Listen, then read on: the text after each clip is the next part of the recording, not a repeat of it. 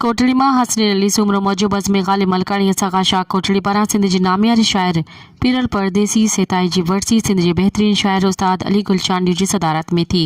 मेहमान ख़ास रोशन डी पर अल्ताफ़ मलकाणी, काजी बदर, कमरुद्दीन लतीफ़ी, मिस्कीन सिकंदर मल्हा, कादिर आज़ाद सिंधी, इख्तियार गौरी, प्यार अली प्यार, फ़कीर असगर गाडेही, अब्दुल सत्तार भुट्टो, ज़ुल्फ़कार अली हालार मेहमानन में शामिल हुआ।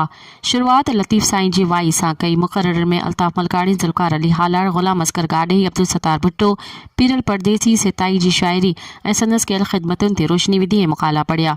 सुगड़न मोहम्मद सुलेमान जुड़ेजो ऐं काज़ी बदर सिंघार ॿुधाए वाह वाह कराए छॾी। शाइरनि में रोशन डीपर, कादिर आज़ाद सिंधी, इख्तियार गौरी पंहिंजी शाइरी ॿुधाए भेटा ॾिनी।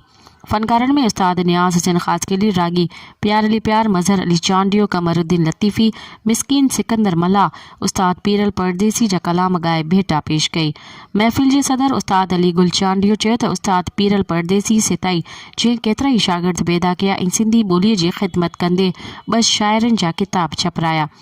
जड़त मोहम्मद साले लुंड, मुख्तियार अली लुंड, मुख्तियार अहमद लगारी, मोहम्मद गुज़ाल रुंड, मोहम्मद साले नंढड़ो, मोहम्मद फैज़ा नंढड़ो, अब्दुल मन्नान, उम्मीद अली आमड़ो, शेर मोहम्मद जमाली, मोहम्मद रमज़ान लाहौती ऐं जावेद अली चांडियो समेत केतिरनि ई शाइरनि अदीबनि शिरकत कई।